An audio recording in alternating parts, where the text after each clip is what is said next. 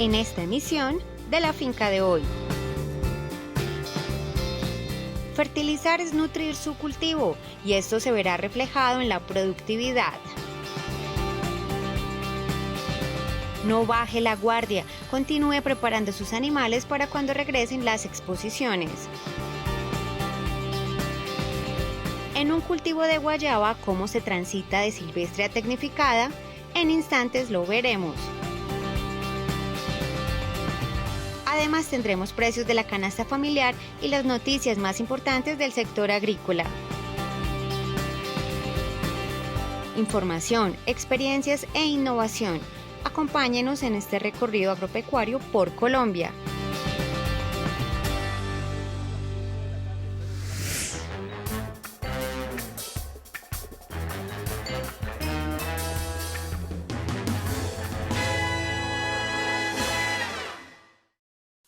Según datos del Panel Intergubernamental de Expertos sobre el Cambio Climático IPCC, la agricultura, la ganadería y los cambios de uso de la tierra son responsables por el 23% de los gases de efecto invernadero. Dentro de los sistemas de producción agrícola, el incorrecto uso de los fertilizantes es uno de los principales contaminantes. Debido a esto, es importante modernizar las prácticas agrícolas y adoptar nuevas tecnologías de nutrición vegetal que permitan generar alimentos de bajas emisiones. Desde la ciudad de Bogotá, Manuel Amado, ingeniero agrónomo, nos hablará sobre el adecuado uso de fertilizantes y qué se debe hacer para disminuir la huella de contaminación. El siglo XX nuevamente marca el inicio de la gran intensificación de la agricultura gracias al descubrimiento de las primeras formas de hacer fertilizantes nitrogenados a través de capturar el nitrógeno del medio ambiente. Y eso definitivamente fue una gran revolución. Sin embargo, cuando lo llevamos a una gran escala, descubrimos que este uso inadecuado o inapropiado de los fertilizantes nitrogenados, y no de todos, de algunas fuentes específicas, llevan al aumento de ciertos gases contaminantes, algunos efecto invernadero como el óxido nitroso y el dióxido de carbono, algunos no efecto invernadero como el metano, pero al final todos contaminantes. La nutrición del cultivo es fundamental para el desarrollo y buen rendimiento de la planta. Cuando los minerales presentes en el suelo no son suficientes y la planta presenta alguna deficiencia, se recurre al uso de fertilizantes. Durante su ciclo de vida, estos abonos emiten gases de efecto invernadero como CO2, dióxido de carbono y N2O, óxido nitroso. Para reducir estos efectos negativos, es importante mantener la biodiversidad del ecosistema y adoptar fuentes de nitrógeno más eficientes y libres de urea, como los nitratos, que permiten aumentar el rendimiento en cosecha y reducir el impacto medioambiental. Son materiales cuya función es aportar los nutrientes necesarios para el desarrollo de los cultivos. Y yo traigo el ejemplo del nitrógeno por una razón sencilla, porque a pesar de que los cultivos requieren 16 nutrientes, el nitrógeno es el elemento que en más cantidad se consume. Y si tomamos, por ejemplo, al nitrógeno, una de las buenas alternativas, como lo mencioné inicialmente, es la reducción de los fertilizantes ureicos, de la urea como tal, o de productos que estén desarrollados con base en urea, la sustitución por otras fuentes de nitrógeno. Los fertilizantes cuentan con unas normas de buen uso que permiten realizar la elección de la fuente, dosis, sitio y momento de aplicación correcto del producto, según las necesidades de la planta y el suelo en el que se encuentre. Realizar correctamente estas prácticas le permiten al agricultor, además de reducir los gases contaminantes, aumentar la producción y los ingresos económicos, ya que no habrá un sobreuso del producto. ¿Dónde está entonces la frontera real? Primero, hay un tema de buenas prácticas que aplica para todos los fertilizantes, que los fertilizantes deben ser utilizados de acuerdo a unas normas de uso, donde es clave que tanto los servicios de extensión como los profesionales que están en contacto con el agricultor puedan transmitir esas buenas prácticas. Y el número 2, tan importante como el anterior, es el uso de nuevas tecnologías de fertilizantes que contemplen dos escenarios. Primero, un proceso productivo que sea bajo en emisiones de carbono o neutral en emisiones de carbono. Y el número 2, también fuentes que cuando son utilizadas y llevadas al campo por el productor tengan una emisión de gases contaminantes muy reducida, baja o nula. Para garantizar verdaderamente una disminución en la emisión de gases contaminantes dentro de las prácticas agrícolas, los productores también pueden recurrir a la asistencia técnica y profesional, donde se brinde guía y entrenamiento y donde se facilite el acceso a dichos productos. La clave, es que los agricultores, en primera medida, tengan acceso, por una parte, a acompañamiento técnico profesional de todos los los profesionales que están dedicados a la actividad agropecuaria. Por otra parte, también ahí existen para algunos cultivos servicios de extensión que también tienen como responsabilidad llevar estas tecnologías. Es fundamental que los productos fertilizantes no contengan metales pesados como el plomo, arsénico o cadmio que afecten la inocuidad y calidad de las cosechas, ya que perjudicarán gravemente la salud de los consumidores.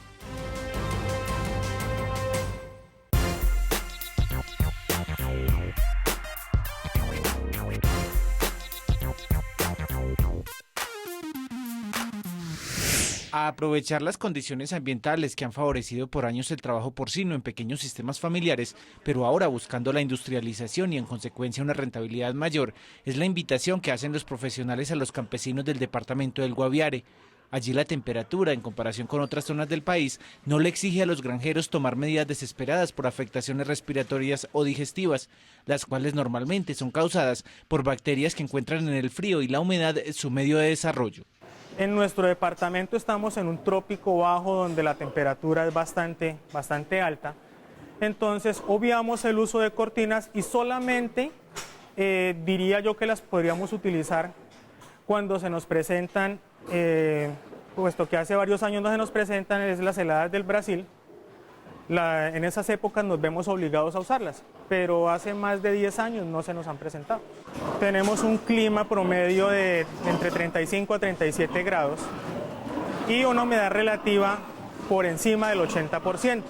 Estándares técnicos contemplan que la temperatura óptima para el trabajo con cerdos está entre los 20 y los 30 grados centígrados y una humedad relativa entre el 50 y el 80%. Esto favorece un poquito para la cría y la ceba del cerdo, siempre y cuando se cuente con instalaciones, con una ventilación apropiada y una ubicación y orientación con respecto a la ubicación del sol. Las puntas de las instalaciones, como ustedes observan, permiten que el sol pase a través de ellas, o sea, pasa por encima y no nos va a permitir un sobrecalentamiento interno en la instalación. Y lo otro que me parece muy importante es que permita muy buena ventilación, puesto que las heces de los cerdos, cuando se calientan, producen amoníaco y esto nos podría generar problemas respiratorios e intoxicaciones. Espacios cerrados podrían generar comportamientos anómalos como el incremento en la frecuencia respiratoria y aparición de estrés tanto calórico como metabólico por desgaste de energía, lo cual llevaría a la pérdida de peso o problemas sanitarios como la mordedura entre colas de los mismos cerdos. La temperatura corporal de cada porcino debe mantenerse estable en los 39 grados centígrados. De lo contrario, y debido a su incapacidad de termorregularse y transpirar, al no contar con glándulas sudoríparas, el animal disminuirá el apetito y se hará más vulnerable a la afectación con parásitos. Por esta razón, las construcciones en climas cálidos deben ser siempre con techos altos y orientadas en sentido oriente-occidente, para evitar las corrientes de aire y el exceso de temperaturas por penetración directa y continuada del sol. A pesar de que los expertos sostienen que estos animales necesitan de la luz natural para sintetizar la vitamina D1, el manejo correcto de las excretas también es fundamental. En épocas de invierno hay mayor producción de orina y mayor producción de materia fecal o incluso más blandas, entonces hay que ejecutar un poquito más labores de higiene. Y lo más importante es que permitan una fácil desinfección, es decir, un buen lavado, buenas prácticas de labores de higiene, buenas prácticas de alimentación y buen uso del agua. Las construcciones requieren de drenaje y un declive en el piso de un 2% para facilitar el aseo y evitar estancamientos de agua que puedan representar a futuro proliferación de parásitos y otras enfermedades. En el caso de las moscas, la Granja del Arroyo asegura tener este control biológico. Son unas avispitas que tenemos acá que se llaman las falangias, ¿sí? Y entonces eso nosotros la colgamos y esto pues ella sale del nido y comienza a comerse la larvita de la mosca. En relación con enfermedades porcinas, el Guaviare tiene varias ventajas respecto a otras zonas de Colombia. En cuanto a la peste porcina clásica, concretamente, nos favorece muchísimo el no contar con la presencia de esa enfermedad, puesto que es una enfermedad que en otras zonas del país causa bastante mortalidad. Nos limitan otras cositas. Por ejemplo, para hacer mejoramiento genético única y exclusivamente podemos traer animales de granjas libres de peste porcina clásica y que estén debidamente registradas ante el Instituto Colombiano Agropecuario, ICA. Sin embargo, se recomienda que los cerdos se desparasiten cada 3 meses y se apliquen planes sanitarios con vacunas reproductivas y contra la micoplasma, es decir, una bacteria que causa la neumonía porcina. La trivia del campo. Conviértete en un experto con la finca de hoy. Pregunta: ¿en qué cultivo se presenta la plaga Aeneolamia, conocida comúnmente como salivazo? A. Cultivo de caña de azúcar. B. Cultivo de brócoli. C. Cultivo de espinaca. Piénsalo bien y descubrirás la respuesta correcta.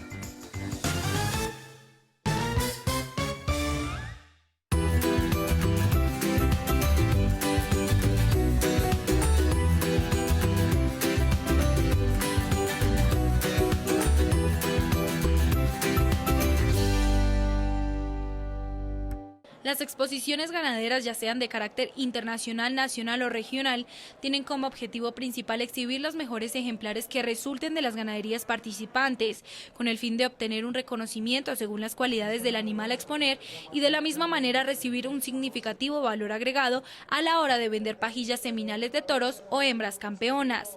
Asimismo, estos certámenes permiten el intercambio de conocimientos entre los ganaderos, avances en cuanto a cruzamiento o razas y finalmente comprar o vender animales de muy buena calidad para contribuir al desarrollo del trabajo ganadero. Allí empiezan a ver la calidad, cómo se desarrollan nuestros animales en nuestros hábitos, pueden ver la musculatura, pueden ver la calidad de las ubres, la calidad de los aplomos, pueden ver otro tipo de animales que es diferente, como los que se ven en los catálogos. Entonces estas exposiciones le dan como un enfoque al ganadero para que él pueda escoger y pueda determinar qué raza realmente es la que le sirve. Para el éxito en las exhibiciones se debe llevar a cabo un proceso de preselección con los terneros, identificando cuáles son los animales con mejores características fenotípicas y dando prioridad a aquellos que por heredabilidad y por ser hijos de padres y madres campeonas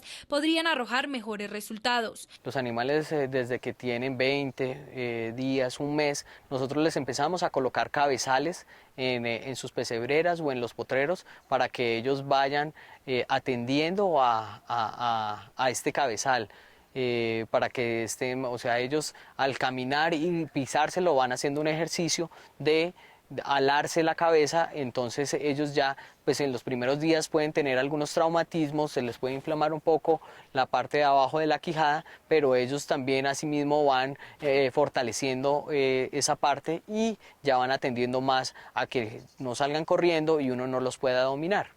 Realice caminatas de 15 minutos aproximadamente y procure mantenerlos en pie con varillas transversales para que estos se acostumbren al trabajo que realizarán en la exposición. Para mayor efectividad y animales con mejores comportamientos, procure llamarlos por su nombre, cepíllelos constantemente y evite golpearlos o gritarlos. Entre menos estrés reciba el animal, mejor será su rendimiento en la pista.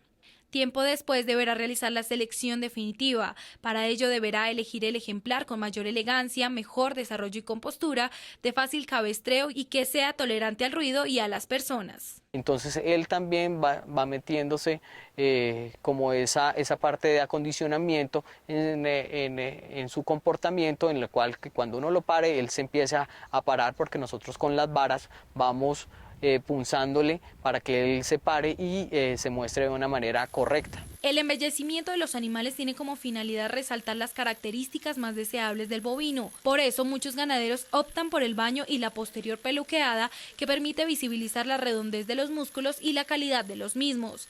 En los machos se esquila la cabeza para brindar masculinidad y en las hembras el cuello, lo que da feminidad y elegancia a la vaca. Ya en la parte de embellecimiento nosotros ya les hacemos un corte, se llama esquilar o peluquear, donde le quitamos a veces excesos de pelo para que se vean parejos, puedan mostrar mejor su musculatura y muestre sus cualidades. Por otro lado, la alimentación de estos bovinos será fundamental para la ganancia de peso, ya que para la participación en los certámenes se debe cumplir con algunas exigencias de peso dependiendo de su edad y raza. Por ejemplo, en las hembras de la raza Simmental con 6 meses de edad deben estar pesando cerca de 225 kilos y en los machos 250 kilogramos. Los animales nosotros nosotros los tenemos balanceados mientras no hay preparación a la feria, con más o menos con 2 kilos de concentrado de alimento balanceado, con silo y heno y sal mineralizada a libre disposición. En los últimos 2 meses antes del concurso se deberá incrementar la cantidad de alimento en un 50%. En el caso de nuestro entrevistado se suministran de 4 a 5 kilos de concentrado y 1 kilo más de silo. El heno, la sal mineralizada y el agua siempre a voluntad. Expertos recomiendan que un día antes de la exhibición el animal consuma menos comida para que a una hora del juzgamiento tenga muy buen apetito y en la exposición presente mayor volumen en su cuerpo.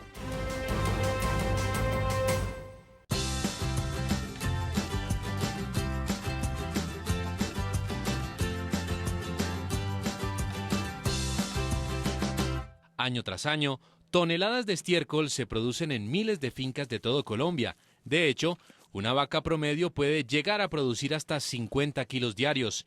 En la vereda Río Frío, en Cundinamarca, decidieron aprovechar la cantidad de esta materia orgánica y transformarla en elementos que son de gran utilidad para la finca a través de un sistema que ha cambiado la vida de muchos campesinos. El biodigestor como tal, pues podemos llamar que es un reactor que nos va a servir de transformación de una materia orgánica en algunos elementos esenciales, digamos, a nivel de finca. El biodigestor en sí funciona, la base de él va a ser materia orgánica, sea en este caso de bovino, especialmente aquí lo estamos manejando con bovino. Lo podemos manejar con estiércol de oveja, de conejo, pues se puede llenar de cualquier tipo de materia orgánica. El biodigestor es una especie de contenedor cerrado, dentro del cual se deposita materia orgánica con agua. Esta mezcla es degradada mediante la fermentación anaeróbica de los microorganismos, obteniendo como producto gas metano con trazas de otros gases. Pues este biodigestor es de 12.000 litros, pero él se puede hacer una carga diaria de aproximadamente unos 70 kilos o litros de estiércol y aproximadamente unos 150, 200 litros de agua. Se mezcla y se va alimentando este biodigestor. La iniciativa nació a raíz de un estudio, el cual determinó que algunas labores del campo, especialmente en la ganadería, estaban contaminando el medio ambiente al emitir gases efecto invernadero. Por esa razón se implementó el uso de este elemento para mitigar las afectaciones. En ese estudio salió que el sector agropecuario más específicamente y aún más en la parte de producción de la ganadería, se encontraba la mayor cantidad de acumulación o de generadores de este tipo de gases. Al ser hermético, el biodigestor impide que dichos gases salgan directamente a la atmósfera y en efecto puedan ser utilizados para la cocina, calentadores de duchas y hasta para la producción de energía de la misma finca. Pues este biodigestor está produciendo más o menos para entre 5 y 8 horas continuas de gas. Entonces hay una buena cantidad suficiente de gas para mantener las funciones de la vivienda. El proceso inicial para que el biodigestor arroje su primera producción de gas demora unos meses. Sin embargo, después de este tiempo el funcionamiento es continuo. Inicialmente, empezando de ceros, estamos hablando alrededor de unos 3 meses para obtener los primeros indicios de gas. Pues aquí afortunadamente, y eso también depende pues de la temperatura del ambiente. Entre más caliente sea el ambiente, se va a obtener un gas más pronto. Después de ello, el productor debe cargar diariamente estiércol para que el suministro de gas no se interrumpa. El mismo usuario también puede hacer o tiene que hacer esa carga diaria. De pronto se puede, por múltiples labores del usuario, digamos que podemos dejar máximo unos 2 días sin carga, para evitar que se nos descargue el biodigestor. Pero el gas no es lo único que produce el biodigestor. También se puede obtener un subproducto líquido denominado bioabono o biol, el cual puede ser utilizado como fertilizante, ya que es rico en altos niveles de nitratos inorgánicos, potasio y fósforo. Efectivamente, a la vez que nos está produciendo gas, nos está saliendo un abono orgánico, que es lo que podemos llamar un biol, es un fertilizante de alta calidad. La vida útil de un biodigestor está estimado en unos 20 a 25 años, con un manejo adecuado. En cuanto al precio, se consigue desde los 5 millones de pesos en adelante, según su tamaño. Esta iniciativa se viene implementando en varios departamentos de Colombia, arrojando excelentes resultados que benefician tanto al productor como al medio ambiente.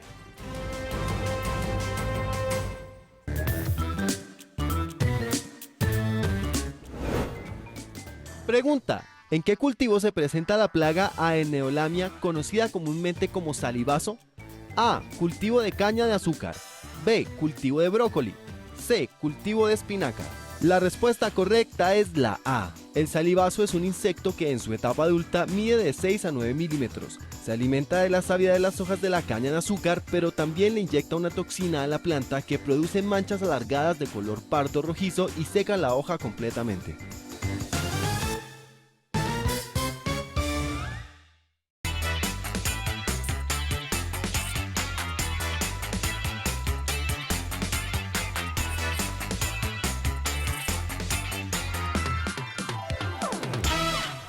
Tras 50 años de cultivar caña de azúcar y cosechar los frutos de los guayabos que en los potreros servían de sombra para el ganado y venderlos posteriormente en las fábricas del tradicional bocadillo veleño, la finca El Guacamayo decidió dejar de lado las prácticas de cosecha silvestre e incursionar en la tecnificación. El objetivo: producir guayabas de mayor calidad y en consecuencia incrementar la productividad y la rentabilidad en el predio.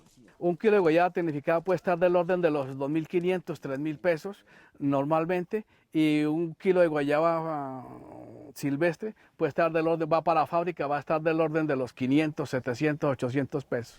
En este cultivo que llevamos 21 meses, hemos recolectado aproximadamente 1.500 canastillas de guayaba. La decisión de abandonar el cultivo de caña y asumir un papel más determinante en el cultivo de las guayabas, dejando de depender exclusivamente de las cosechas de los sistemas silvopastoriles dispersos, ocurriría principalmente por el deterioro y la pérdida de vigor debido a la antigüedad de los árboles silvestres, a lo que se suma la pérdida progresiva de estos en la capacidad de resistir a los problemas fitosanitarios.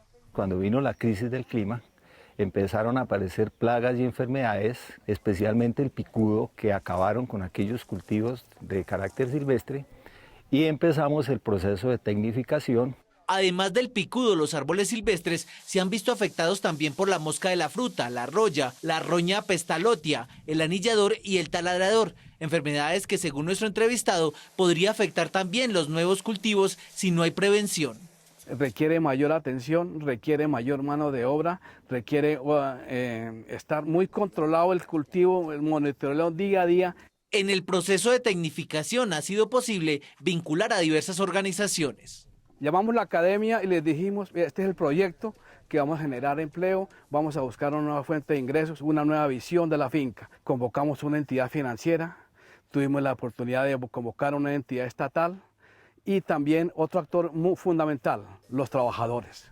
Tanto autoridades como agricultores coinciden en que los cultivadores de guayaba tradicional de la provincia de Vélez tendrán un futuro promisorio, con diversificación incluso de mercados. No en vano son 80 las fábricas de bocadillo, 64 en Santander y 16 en Boyacá. La demanda de la industria bocadillera requiere alrededor de 2.500 hectáreas. En estos momentos, al parecer en la región estamos llegando por ahí a las 1.000, 1.200. Ahorita se está creando un ambiente propicio para tener varias situaciones de cómo comercializar nuestro producto. Una parte va para las fábricas, otra parte va para los grandes almacenes. Y en los grandes almacenes van dos tipos de guayaba, una que es de excelencia, una extra, que nosotros llamamos, y otra que es pareja. La idea es no desaprovechar las condiciones propias que ofrece el territorio para este tipo de guayaba, que según los expertos permite mayores rendimientos en la elaboración del bocadillo, porque además favorece un mayor cuajado con menos niveles de azúcar. La hoya del río Suárez, donde se encuentra el municipio de Puente Nacional, es un microclima cuya característica es que en el día el calor es intenso y en la noche las temperaturas son muy bajas. Eso hace que los frutos tengan que extraer mayor cantidad de azúcar del suelo. Por eso en esta región encontramos grandes plantaciones de caña de azúcar, encontramos grandes plantaciones de cítricos y grandes plantaciones de guayaba. En el proceso de transición hubo que hacer alguna validación de variedades, no solo de tipo regional, sino se estudiaron variedades de diferentes lugares del país y algunas del exterior. Y definitivamente la guayaba tradicional, la guayaba roja regional y la guayaba blanca regional son las que mejor comportamiento han tenido. La cosecha en este cultivo se estabiliza al año y medio de haber sido sembrado. La finca El Guacamayo asegura hasta ahora haber generado en estos 21 meses de cultivo 3.500 empleos.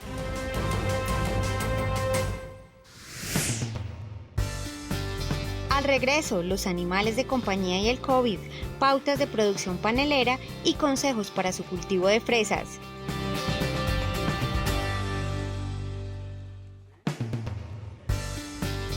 Regresamos con el protocolo que se lleva a cabo con animales de compañía para prevenir la propagación del COVID-19. Algunas pautas para desarrollar la actividad panelera de una manera más amigable con el medio ambiente. Cómo combatir las plagas más comunes que aparecen en los cultivos de fresa. Continuamos con nuestro recorrido agropecuario. Hasta el momento no se ha comprobado científicamente que los animales de compañía puedan transmitir el COVID-19 a los humanos. Sin embargo, los expertos recomiendan que los perros y los gatos sean distanciados de personas ajenas al hogar, de sospechosos de padecer el virus y de otros animales, más por el bienestar de las mismas mascotas que por representar algún foco de infección para los humanos. Como antropozoognosis o zoognosis inversa, han denominado los investigadores al contagio de los perros y gatos que fueron expuestos en laboratorio al COVID-19. Estudios realizados en varias partes del mundo, el más referido, el de la Universidad Estatal de Colorado, Estados Unidos, sugieren que los gatos son más propensos que los perros a contagiarse con el virus, experimentando vómito, diarrea, estornudos, tos y secreción ocular, síntomas que fueron desapareciendo antes de cumplir 14 días, y aunque el virus sería supremamente transmisible entre la misma especie, por las vías nasal y oral, los felinos desarrollaron anticuerpos y no se dejaron contagiar nuevamente. Por esta razón, la recomendación de los expertos es que cuidemos de nuestras mascotas, no porque ellas nos contagien a nosotros, sino porque nosotros podamos causarles padecimiento. No hay todavía un estudio certero ni un artículo científico que soporte que los gatos o los perros transmiten el COVID-19 a los humanos. En el caso de los perros, el virus encontró una respuesta neutralizante inmediata. Sin embargo, organizaciones como la Asociación Mundial de Veterinarios de Pequeños Animales recomiendan que tanto los perros como los gatos sean alejados de entornos que les puedan representar riesgos. Recomendación que también comparte el doctor en Ciencias Veterinarias y director del Instituto Distrital de Protección y Bienestar Animal de Bogotá, Nelson Javier Gómez Malaver. Cada vez que ingrese el animal, cuando haya estado en contacto con otros animales, se haga una limpieza de las patas y el pelo con una solución jabonosa. Las medidas se deben extremar si se sospecha que el animal tiene contacto con entornos donde se encuentra el virus. La Organización Mundial de la Salud ha sido enfática en que es raro que algún tipo de coronavirus que infecte a los animales se traspase al humano y después se propague entre las personas. La idea es que si la persona tiene el COVID-19, como va a estar acariciando el perro, es una mascota, pero igual puede ser que algunas partículas queden almacenadas en el pelo o la piel. Recomendamos también un aislamiento animal-humano, que el humano, si esté positivo, trate de enviar al animal donde un familiar para que haya un aislamiento animal-humano. Ante la duda o síntomas, la recomendación es visitar a un médico veterinario. La idea es que las afecciones respiratorias que genera el virus no sean confundidas con otras enfermedades, una muy en particular. Y es una enfermedad que se llama tos de las perreras. Entonces, produce síntomas como si el animal estuviera atorado, como una laringotraqueitis, una inflamación de laringe y tráquea. Si tiene ya secreción nasal, secreción ocular, la recomendación de nosotros es que vayan a un médico veterinario. En España, por ejemplo, el Consejo General de Colegios Veterinarios ya cuenta con un protocolo para la detección del COVID-19 en mascotas y autoriza la toma de muestras únicamente con fines científicos. Más que el contagio a humanos por medio de las mascotas debido al miedo que genera la desinformación, existe una preocupación mundial y es que muchas personas abandonen o sacrifiquen despiadadamente a sus animales, conductas que en Colombia sancionan como delito la Ley 1774 de 2016. Empieza un proceso contravencional que va desde multas económicas de 1 a 50 salarios mínimos vigentes. Todos los animales maltratados pues vienen con problemas de mucho miedo a los humanos. Si usted conoce de algún caso de abandono o maltrato animal, denúncielo en cualquier inspección de policía, UMATA o Secretaría de Agricultura del país. Videos o fotografías le pueden servir como prueba.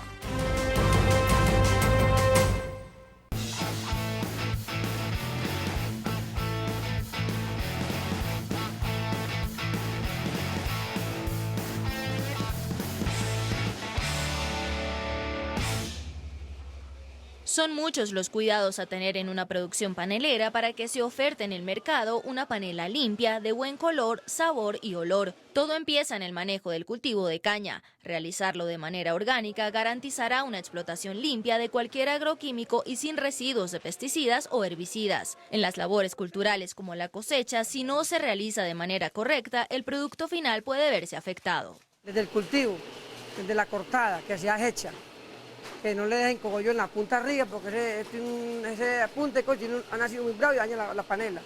La otra, siempre he dicho yo, es la raíz.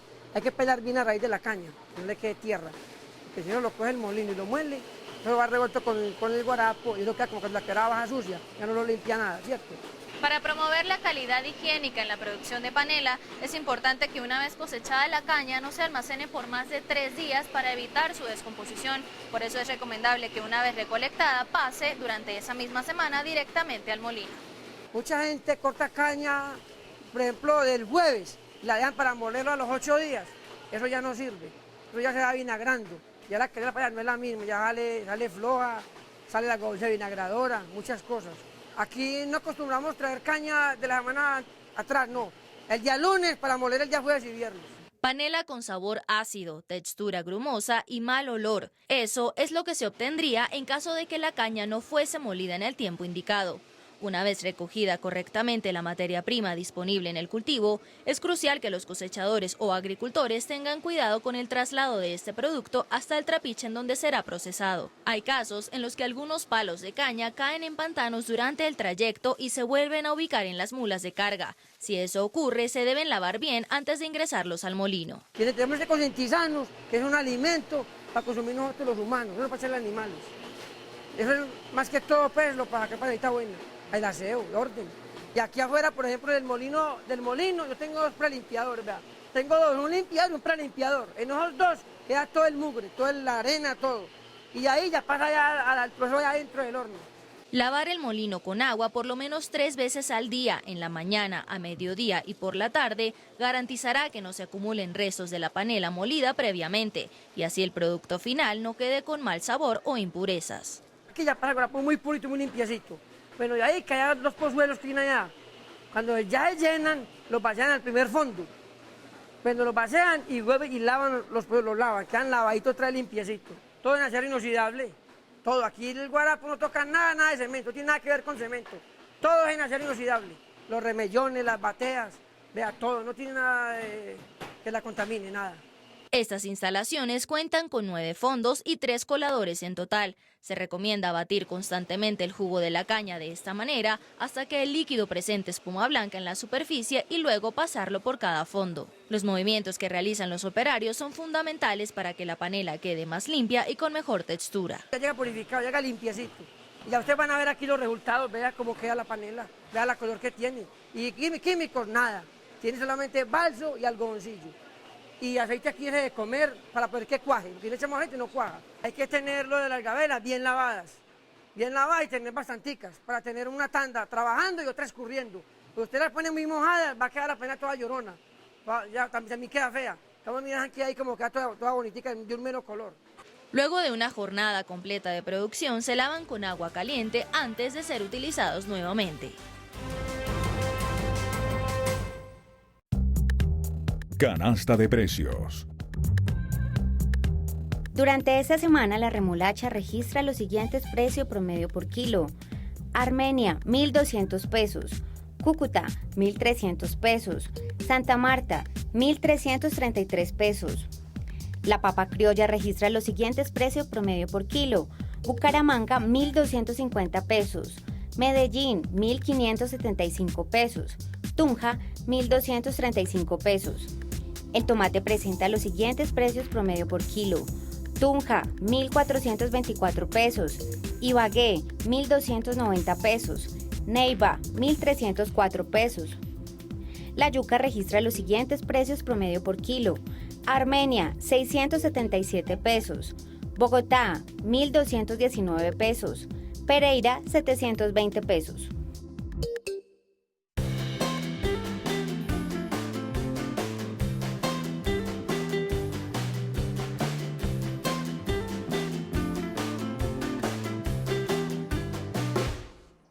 Los cultivos frutícolas, como casi todas las producciones vegetales, se encuentran permanentemente expuestas al ataque o competencia de agentes de diversos orígenes que las perjudican y ante las cuales sus propias defensas suelen ser insuficientes. Por esta razón, se hace necesario recurrir a diversos medios de control para evitar o al menos mitigar los daños que suelen causar. Carlos Andrés Rojas, ingeniero agrónomo oriundo del municipio de Zipaquirá en Cundinamarca, nos explica cuáles son las plagas más comunes en el cultivo de fresa variedad Albión y qué estrategias utilizar para combatirlas efectivamente. Una de las principales enfermedades que tiene el cultivo de fresa es la botrytis o el mildeo. Todo esto lo controlamos con la humedad. Entre el cultivo esté más húmedo, la probabilidad de que tengamos estas enfermedades es mayor. Una plaga importante que tenemos en el cultivo de la fresa en el municipio de Zipaquirá, en la parte de clima frío, es el de la araña roja. Es una plaga que es un poco tediosa de combatir. Hay gente que excede el uso de productos de agroquímicos, de químicos, para este control. En este cultivo como tal tuvimos un control biológico, nos ha dado un buen resultado y la aplicación prácticamente aquí no se ha aplicado ningún químico, solo los fertilizantes que necesitamos para un buen crecimiento de las plantas. La araña roja se puede considerar la principal plaga de la fresa porque ocasiona graves daños en el cultivo y por la dificultad que genera su control mediante aplicaciones fitosanitarias. Para el control biológico se recurre a la combinación de ácaros depredadores que se pueden utilizar de forma preventiva, distribuyéndolos por todo el cultivo o también de forma correctiva, localizándolos directamente sobre los focos declarados, ejerciendo un efecto de choque. Digamos que es un insecto de color verde, siempre está por el en vez de las hojas, por la parte de abajo. Lo que hace él es atacar prácticamente, buscar su alimento y es atacar esa araña. Más que todo cuando están los huevos. Digamos que a simple vista no es tampoco tan fácil de ver. Con las ayudas tecnológicas es que sabemos ese control, cómo se realiza. En la lista también aparece el pulgón, que se combate a través de parasitoides que ejercen muy buen control sobre la plaga, sin que se necesite ninguna aplicación fitosanitaria adicional para regular las poblaciones. De otro lado están los trips y las orugas. Para el control de estas últimas se utilizan polilleros con feromonas específicas para cada especie de oruga. Dependiendo de la época y las curvas de vuelo, se usa más cantidad de una o de la otra, siendo muy importante la distribución y cantidad de cada especie que se coloca en la finca. La humedad en muchas ocasiones propicia la aparición de estos agentes. Es por ello que se debe realizar un especial control al respecto. Principalmente tenemos que controlar bien la humedad del cultivo. El plástico también nos ayuda para eso precisamente. Cuando las fresas están en el suelo y tienen una humedad muy alta, nos aparecen los problemas como son botrytis, como son mildeo. Lo que nosotros buscamos es que la humedad sea la óptima para que no nos salgan este tipo de enfermedades. Con el manejo de la humedad podemos manejar todo. Para nuestro entrevistado, el nivel de humedad en el cultivo de fresas tiene que estar de la siguiente manera. Lo que nosotros necesitamos es que cuando nosotros tomemos la muestra de suelo con la mano y cuando lo apretemos no salga demasiada agua, sino que se retenga y que digamos formada el suelo en la forma de la mano. Ahí nosotros nos damos cuenta que está en como con una humedad promedio. Finalmente, el ingeniero recomienda ejercer una constante revisión del cultivo con el propósito de prevenir la aparición de plagas que disminuyan el rendimiento de este tipo de cultivos, considerados como uno de los más productivos del campo colombiano.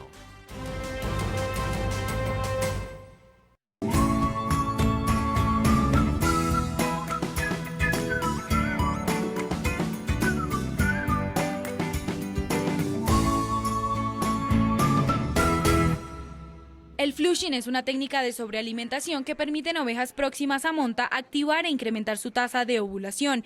Esto quiere decir la cantidad de óvulos fértiles en cada periodo estral.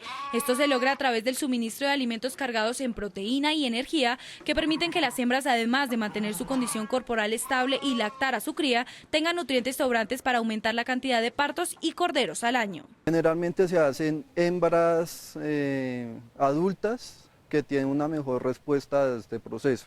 En animales jóvenes todavía no se hace, o sí se hace, pero el problema es que ellas los nutrientes los cogen es para su crecimiento y no para la reproducción. Si implementa esta metodología en ovejas primerizas, es ideal que lo realice después de que tenga su primer parto, con el fin de mantener su estado corporal e impedir que presente un balance energético negativo y no pueda entrar en preñez futuramente. Por otro lado, los animales ideales para recibir este golpe alimenticio deben encontrarse en una condición corporal que oscile sobre los 2.5 y 3 puntos, teniendo en cuenta que 1 es baja de peso y 5 es pasada. No se debería hacer porque se engrasan. Y hay animales que estén por debajo de los 2.5 o 2 puntos de condición corporal, se esperaría que únicamente ganen peso, más no que queden preñadas. Para que el flushing sea exitoso, nuestro experto asegura que debe iniciarse aproximadamente 3 semanas antes del encanaste, mantenerlo hasta 2 semanas luego de este, con el fin de fortalecer la fijación del embrión a la pared del útero de la abeja, y finalmente detenerlo,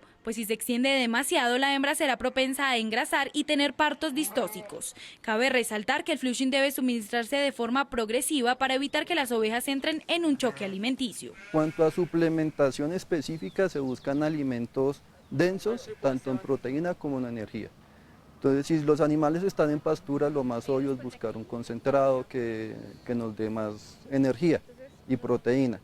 Si los animales únicamente cuentan con pasturas, se buscan pasturas jóvenes que tengan gran proporción de leguminosas y que cuenten con un excelente valor nutricional respecto a lo que se les da normalmente. El ovinocultor debe brindar forrajes de muy buena calidad, preferiblemente que sean praderas con lapsos de descanso, lo cual permite el crecimiento sano y natural del pasto. En caso de que no se disponga de ello, el heno o el ensilaje podrán funcionar.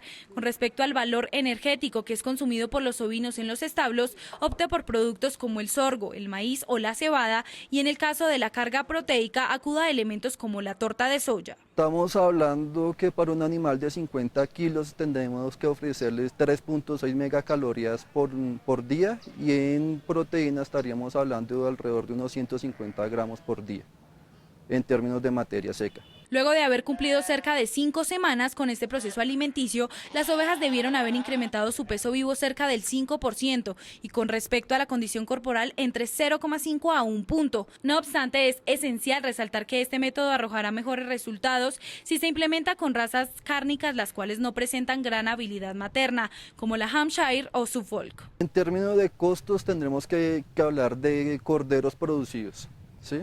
Entonces, si se busca que haya una mayor tasa de fertilidad, entonces vamos a utilizar mayor energía, que es económico, por decirlo así. Entonces vamos a tener mayor cantidad de hembras preñadas.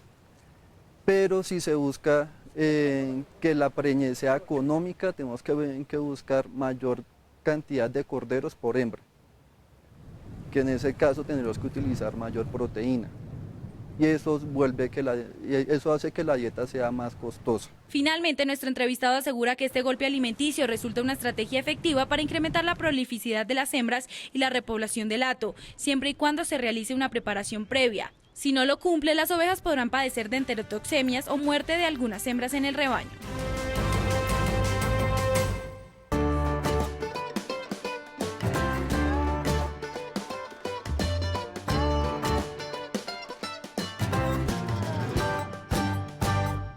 Fernando Bolívar, piscicultor y partidario de que el campo puede ser rentable incluyendo tecnologías innovadoras, sobrepasó los impedimentos ambientales que hay en su predio para establecer una producción piscícola. Aquí en la finca La Arenosa no cuentan con ningún tipo de afluentes de agua como ríos, pozos profundos o quebradas. Aún así, mediante un sistema denominado RAS, Recirculating Aquaculture System, que en español significa Sistema de Recirculación Acuícola, logran criar tilapia negra y roja cosechando agua lluvia. Recogemos agua de la lluvia, ¿sí? Y está canalizado, recogemos en este sitio. También recogemos en las piscinas por medio de las polisombras. Cada piscina puede recoger su propia agua, recirculándola constantemente por medio de unos filtros. Los filtros hay primero un filtro mecánico, que es por medio de mallas, haga de cuenta un colador, pero con unos huecos muy pequeños. Son dos tanques que reciben estas aguas y cuelan. Posteriormente pasa a un sistema que es como un mini acueducto. Son pequeñas piscinitas por donde va filtrando el agua, pasando siempre por rebose. Este, que es el reservorio principal y destinado exclusivamente para la recolección y prefiltrado del agua, está hecho en geomembrana. Tiene una profundidad de 1,50 m y cuenta con una capacidad para 500 metros cúbicos de agua. Aquí se mantiene el vital líquido durante una semana, tiempo en el que se sedimenta para luego trasladarse a oxigenación. Está conectado, está todo por debajo de la tierra, está totalmente interconectado de tal forma que el agua que está en las piscinas pueda ir a los filtros y posteriormente pueda venir aquí al reservorio y asimismo del reservorio hacia las piscinas. Las 8 piscinas establecidas son cónicas y tienen en el fondo un sifón por donde mediante succión llega toda la materia orgánica de los peces y luego va hacia los filtros. En toda explotación piscícola es necesario brindar oxígeno disuelto a los peces para su supervivencia. Al no tener afluentes que generen un movimiento constante del agua y promuevan dicha oxigenación, don Fernando decidió hacerlo artificialmente por medio de un blower, algo que él denomina un ventilador de alto caudal. La oxigenación, aquí podemos verla, el blower principal que le da aire a todo el sistema, trae el aire por estas mangueras, lo distribuye por estas tuberías a estas membranas que son unos discos en caucho con unos poros supremamente pequeños que permiten una burbuja muy pequeña. Todo el sistema está interconectado también bajo tierra, va la tubería y a cada piscina le llega su conexión de aire al tiempo, ¿sí?